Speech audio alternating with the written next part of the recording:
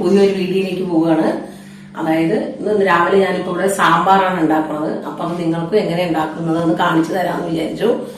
പിന്നെ സാമ്പാർ ഓരോ ആളുകളും പല രീതിയിൽ ഉണ്ടാക്കും. ഞാനും ഓരോ സമയത്ത് ഓരോ രീതിയിലാണ് ഉണ്ടാക്കുന്നത്.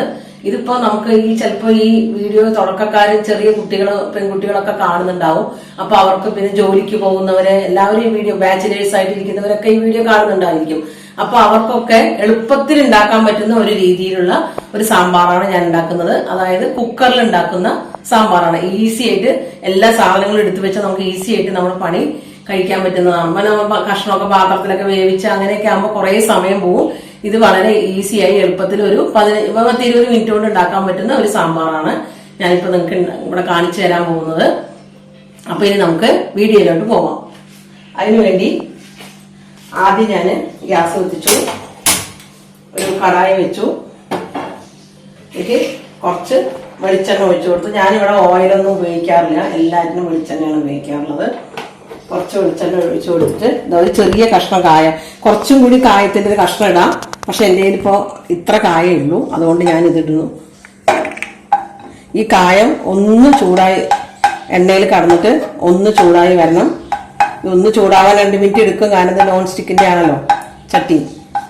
അപ്പോൾ ഇതൊന്ന് ചൂടായിട്ട് ഈ കായം മൂത്ത് വന്നു. നിങ്ങൾക്ക് കാണുന്നുണ്ടാവും വിചാരിക്കുന്നു. ഇത്ര മതി കായം, കൂടുതൽ വേണമെന്നൊന്നുമില്ല.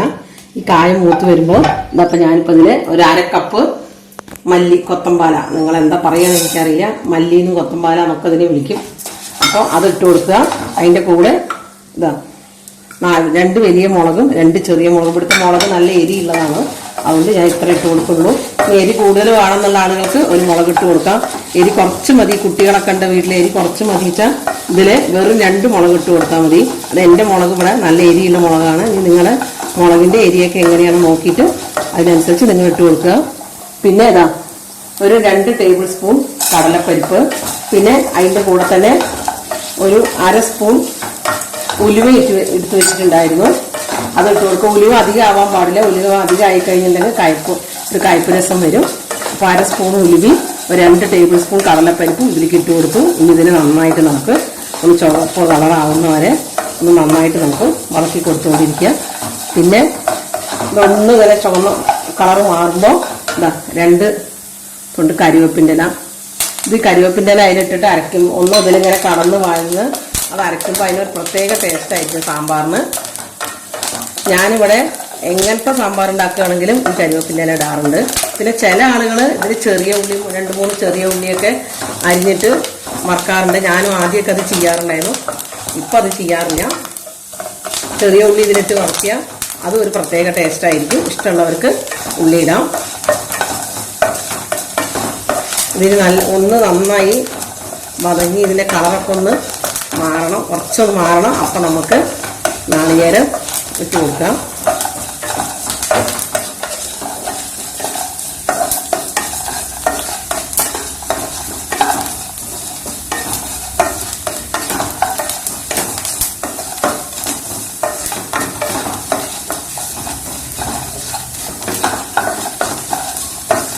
ഇപ്പം തന്നെ ആ വറക്കിങ്ങനെ വരുമ്പോൾ തന്നെ കായത്തിൻ്റെയൊക്കെ മണം വരുന്നുണ്ട്. കായം, ഉലുവ, കടലപ്പരിപ്പൊക്കെ നമ്മൾ ഇതിലിട്ടില്ലേ, ഇതിൻ്റെ മണം ഇങ്ങനെ വരും. നമ്മൾ സാമ്പാർ ഉണ്ടാക്കുകയാണെന്ന് പുറത്തുനിന്ന് വരുന്ന ആളുകൾക്ക് മനസ്സിലാവും, പുറത്തേക്ക് വരും ഈ മണം. ഇനി നമ്മൾ എടുത്തു വെച്ചിരിക്കുന്ന ഇതിപ്പോൾ 1/2 മുറി നാളികേരമാണ്. ഈ നാളികേരം കൂടി നമ്മൾ ഇതിലേക്ക് ഇട്ട് കൊടുക്കുക. എന്നിട്ട് നന്നായി ഈ ഗ്യാസ് നന്നായി കൂട്ടി വെച്ചിട്ട് ഇത് നന്നായി കൈ വിടാതെ ഇളക്കി കൊടുക്കണം. ഇളക്കി കൊടുത്തിട്ടില്ലെങ്കിൽ ഈ മല്ലി അതിൻ്റെ അടിയിൽ കടന്ന് കരിഞ്ഞു പോകും. അതുകൊണ്ടാണ് നന്നായി ഇളക്കണം. ഇളക്കി കഴിയുമ്പോൾ തന്നെ നല്ല സാമ്പാറിൻ്റെ മണം അങ്ങനെ വരും. അതുവരെ നല്ല മണം വരുന്ന വരെ തന്നെ നമ്മൾ ഇളക്കണം. അത് പറഞ്ഞ് ഈ നാളികേരങ്ങൾ നല്ല ബ്രൗൺ കളറാകൊന്നും വേണ്ട, എന്നാലും അത്യാവശ്യം ഒരു കളറാവണം.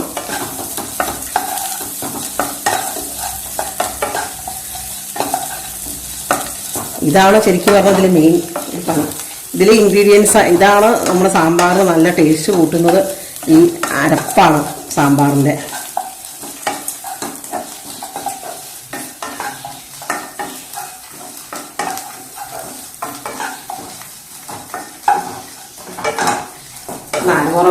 തെറിക്കുകയൊക്കെ ചെയ്യും ഈ ചട്ടി, അങ്ങനത്തെ ചട്ടി ആയതുകൊണ്ട്.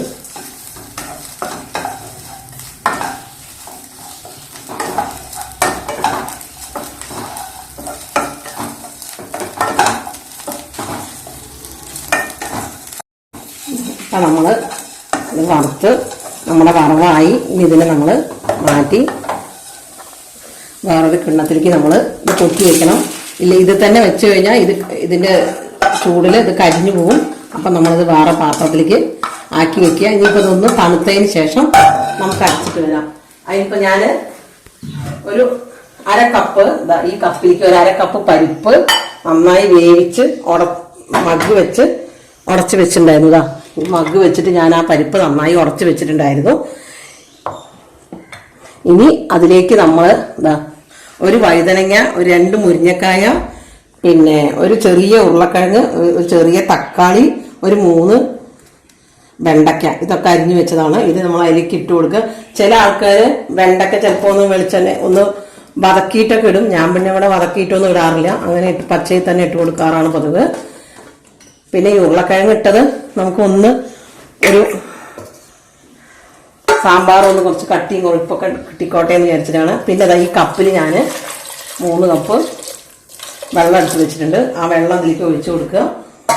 പിന്നെ ഈ പരിപ്പ് വേവിക്കുന്ന സമയത്ത് ഞാൻ കുറച്ച് മഞ്ഞൾപ്പൊടി ഇട്ടിട്ടുണ്ടായിരുന്നു. അര സ്പൂണ്, 1/4 സ്പൂണ് മഞ്ഞൾപ്പൊടി, കുറച്ച് വെളിച്ചെണ്ണ ഒഴിച്ചു കൊടുത്തിട്ടുണ്ടായിരുന്നു. കാരണം വെളിച്ചെണ്ണ ഒഴിച്ചു കൊടുക്കുന്നത് എന്തിനാണെന്ന് പറഞ്ഞാൽ നമ്മളെ ഈ പരിപ്പ് പൊന്തി പോവാതിരിക്കാൻ വേണ്ടിയിട്ടാണ്. ചെറിയ കുട്ടികൾ ഉണ്ടാക്കുകയാണെങ്കിൽ അവർക്ക് ബിഗിനേഴ്സിന് വേണ്ടിയിട്ടാണ് അത്രയും ഞാൻ പറയുന്നത്. പിന്നെ അതിനുശേഷം ഞാൻ വീണ്ടും ഇതിലേക്ക് ഒരു 1/4 ടീസ്പൂൺ മഞ്ഞൾപ്പൊടി ഇട്ട് കൊടുക്കണു. ആദ്യം ഒരു 1/4 സ്പൂൺ മഞ്ഞൾപ്പൊടി നമ്മൾ ഇട്ട് കൊടുത്തിട്ടുണ്ട്. പിന്നെ ഒരു 2 ടേബിൾ സ്പൂൺ ഉപ്പ് ഇട്ട് കൊടുക്കുക. എന്നിട്ട് നമ്മൾ ഒന്ന് ഇളക്കി കൊടുത്തതിന് ശേഷം കുക്കർ അടച്ചു വെക്കുക. ഇനി ഇതൊരു 2-3 വിസിൽ വരുന്നത് വരെ കുക്കർ ഒന്ന് ഹൈ ഫ്ലെയിമിൽ തന്നെ ഇടാം, കുഴപ്പമൊന്നുമില്ല. കാരണം പരിപ്പ് വെന്തതാണ്. മുരിങ്ങക്കായും വെണ്ടയ്ക്കൊക്കെ വേഗം വേകുന്ന കഷ്ണങ്ങളാണ്. അപ്പം നമ്മളിതൊരു ഹൈ ഫ്ലെയിമിൽ ഇട്ടിട്ട് ഒരു 3 വിസിൽ വരട്ടെ. അതിനുശേഷം തുറന്ന് കാണിച്ചു തരാം. അപ്പം നമ്മൾ 3 വിസിൽ അടിച്ചതിന് ശേഷം സാമ്പാർ തുറന്നതാണത്. ഇനിയിപ്പോൾ ഇതിലേക്ക് ഞാൻ ഒരു നാരങ്ങ വലിപ്പത്തിലുള്ള പുളി വെള്ളത്തിലിട്ട് കുതിർത്തിയിരുന്നു, അത് അരിച്ചെടുത്തതാണ് ഇതിലേക്ക് ഞാൻ ഒഴിച്ചത്. ഇത് അതിലേക്കാണ് തിളക്കട്ടെ. ഇത് വേണമെങ്കിൽ നമുക്ക് കുക്കറിൽ തന്നെ വേവാൻ വെക്കുമ്പോൾ തന്നെ ഈ പുളി അരിക്ക് ഒഴിച്ചിട്ട് വേവാൻ വെക്കായിരുന്നു. പക്ഷെ ഞാനത് മറന്നുപോയി. അതുകൊണ്ടിപ്പോൾ ഒഴിച്ച് അതൊന്നൊന്ന് തിളയ്ക്കണം. തള വന്നതിന് ശേഷം നമുക്കിതിലേക്ക് അരച്ചത്, ഇപ്പം നമ്മൾ നേരത്തെ ഒരു അരപ്പുണ്ടാക്കിയില്ലേ അരയ്ക്കാനുള്ളത്, അത് അരച്ചത് നമുക്കിതിലേക്ക് കൂട്ടാം. പുളി ഒഴിച്ചു, അതപ്പോൾ നന്നായി കടന്ന് തിളയ്ക്കുന്നുണ്ട്. ചില ആൾക്കാർക്ക് പുളി അതിൽ ഒഴിച്ചിട്ട് വേവിക്കുന്നത് ഇഷ്ടമാണ്. അങ്ങനെയാണെങ്കിൽ നമ്മൾ കുക്കർ അടയ്ക്കുമ്പോൾ തന്നെ ഈ എടുത്തു വെച്ച പുളി അതിലേക്ക് ഒഴിച്ചിട്ട് നമുക്ക് അതിനോടൊപ്പം വേവിക്കായിരുന്നു. ഞാനത് വേവിച്ചില്ല, എനിക്കത് അത്ര ഇഷ്ടമല്ലാത്ത കാരണം കൊണ്ടാണ്. പിന്നെ നമ്മളിപ്പോൾ അത് പുളി ഒഴിച്ച് അത് നന്നായി തിളച്ച് വന്നിട്ടുണ്ട്. ഈ തിളച്ചതിന് ശേഷം നമ്മൾ നേരത്തെ ഉണ്ടാക്കി വെച്ചില്ലേ അരയ്ക്കാൻ, മിക്സിയിലിട്ട് അരച്ചിട്ട് വരാമെന്ന് പറഞ്ഞില്ലേ ഞാൻ, ആ അരപ്പെടുത്ത് ഇതിലേക്ക് ഒഴിച്ചു കൊടുക്കുക. അരപ്പെടുത്തു. എന്നിട്ട് പിന്നെ ആ മിക്സിയുടെ ജാറൊന്ന് കറക്കിയിട്ട് ആ വെള്ളം കൂടി കൂട്ടിയിട്ട് ഇതിലേക്ക് ഒഴിച്ചു കൊടുക്കുക. അതൊന്നും അതിൽ തിളക്കട്ടെ. അതിന് ശേഷം നമുക്ക് ഇളക്കാം. ഇത് ഒഴിച്ചതിന് ശേഷം അപ്പം തന്നെ നമ്മൾ അങ്ങനെ ഇളക്കാൻ പാടില്ല. ഒന്ന് അത് കടന്ന് തള വന്നതിന് അരപ്പൊഴിച്ച് തള വന്നതിന് ശേഷം മാത്രമേ അതൊന്ന് ഇളക്കി കൊടുക്കാൻ പാടുള്ളൂ. പിന്നെ ഒരു തുണ്ട് ശർക്കര ഞാൻ ഇതിലിടുന്നുണ്ട്. അത് ഞങ്ങളൊക്കെ ഇവിടെ ഉണ്ടാക്കുമ്പോൾ ശർക്കര ഇടാറുണ്ട്. ശർക്കര ഇഷ്ടമുള്ളവർക്ക് ഇടണമെന്ന് നിർബന്ധമില്ല, ഓപ്ഷണലാണ്. അതായത് പുളിപ്പും എരിയും ആ ശർക്കരയുടെ മധുരമൊക്കെ പാടെ കൂടുമ്പോൾ സാമ്പാറിനൊരു ടേസ്റ്റ് ഉണ്ടാവും. അതിന് വേണ്ടി ഇട്ടതാണ്. ഇഷ്ടമുള്ളവർക്ക് ഇടാം, ഇട്ടില്ലെങ്കിലും കുഴപ്പമില്ല. ഇനി അതൊന്നും അതിൽ കടന്ന് തള വരട്ടെ. തള വന്നതിന് ശേഷം കാണിച്ചു തരാം. അപ്പം അതൊന്ന് നന്നായി എനിക്ക് യോജിപ്പായി. ഇപ്പം ഞാനതൊന്ന് ഇളക്കി കൊടുത്തു. ഒരുപാട് നേരം ഇങ്ങനെ എടുക്കണ്ട, കാരണം അടി പിടിക്കാനും പാടില്ല അരപ്പ്. അപ്പോൾ നമ്മൾ ഒന്ന് ചൂടായി കഴിഞ്ഞാൽ അതൊന്ന് ഇളക്കി കൊടുക്കുക. അതിന് ശേഷം കുറച്ച് മല്ലിയില ചെറുതായിട്ട് അരിഞ്ഞതിട്ട് കൊടുക്കുക. അതുപോലെ ഒരു തൊണ്ട് കരിവേപ്പിൻ്റെ അരിയും ഒന്ന് കൈ കൊണ്ട് കശക്കിയിട്ട് ഇട്ട് കൊടുക്കുക. അപ്പം മല്ലിയില ഇല്ല എന്നുണ്ടെങ്കിൽ കുഴപ്പമൊന്നുമില്ല. മല്ലിയില ഉള്ളവർക്ക് മല്ലിയില ഇടാം, അല്ലെങ്കിൽ കരിവേപ്പിൻ്റെ ഇല എന്തായാലും ഇടണം. അതിൻ്റെ മണം സാമ്പാറിന് ഒരു പ്രത്യേക ടേസ്റ്റ് തരും. അപ്പം അതതിൽ കടന്ന് തിളയ്ക്കുമ്പോൾ ഞാനിവിടെ ചെറിയ ഒരു ടിപ്പ് ചെയ്യുന്നുണ്ട്. വേറെ ഒന്നുമല്ല, അതാ കുറച്ച് നെയ്യ് എനിക്ക് ഒഴിക്കും. അത് ഞാൻ ഏത് മോഡൽ കുക്കറിൽ സാമ്പാർ ഉണ്ടാക്കുകയാണെങ്കിലും കുക്കറിലല്ലാതെ സാമ്പാർ ഉണ്ടാക്കുകയാണെങ്കിലും ഞാൻ ഈ നെയ്യ് ഒഴിക്കും. ഇതാ ഒന്ന് തള വന്നു, ഇനി നമ്മൾ ഗ്യാസ് ഓഫ് ചെയ്തു. ഇത്രേ പണിയുള്ളൂ. വേഗം കുക്കറിൽ ഈസി ആയിട്ട് ഉണ്ടാക്കാൻ പറ്റുന്ന ഒരു സാമ്പാറാണത്. ഇത് കണ്ടോ, നല്ല കൊഴുപ്പുണ്ട് ആവശ്യത്തിന്. ഇപ്പം ഈ സാമ്പാറിൻ്റെ കൂടെ ഞാനിവിടെ ഉണ്ടാക്കാൻ പോണത് പൊങ്കലാണ്. രാവിലെ അതിൻ്റെ വെള്ളമൊക്കെ തിളപ്പിച്ച് അരി എല്ലാം വൃത്തിയാക്കി എടുത്ത് വെച്ചിട്ടുണ്ട്. ഇനി പൊങ്കൽ ഉണ്ടാക്കുന്ന വീഡിയോ എങ്ങനെയാണെന്ന് ഞാൻ പിന്നെ ഒരു ദിവസം നിങ്ങൾക്ക് കാണിച്ചു തരാം. അതാ അങ്ങനെ നമ്മൾ നല്ല ടേസ്റ്റായി ഈസി ആയിട്ട് കുക്കറിൽ ഒരു സാമ്പാർ ഉണ്ടാക്കിയത്. ഇപ്പം നിങ്ങളുടെ വീട്ടിലേക്ക് ഒരാൾ കയറി വന്നു കഴിഞ്ഞാൽ നമ്മൾ ഹോട്ടലിലൊക്കെ പോയി കഴിക്കുന്ന സാമ്പാറിൻ്റെ അതേ മണം ഉണ്ടായിരിക്കും. ഇതേപോലെ ഫോളോ ചെയ്തിട്ട് നിങ്ങൾ ഉണ്ടാക്കിയാൽ മതി. പിന്നെ നെയ്യ് ഒഴിക്കുന്നത് അതുപോലെ ശർക്കര ഇടുന്നതൊക്കെ നിങ്ങളുടെ ഇഷ്ടത്തിലാണ്. അപ്പം ഇനി പൊങ്കൽ ഈ സാമ്പാറിൻ്റെ കൂടെ കഴിക്കുന്ന ഇഡ്ഡലിയോ പൊങ്കലോ ഇതിൻ്റെയൊക്കെ വീഡിയോ ആയിട്ട് പിന്നെ പ്രാവശ്യം ഞാൻ വരാം. എല്ലാവരും ഉണ്ടാക്കി നോക്കിയിട്ട് നിങ്ങളുടെ അഭിപ്രായങ്ങൾ പറയണം. Okay, by.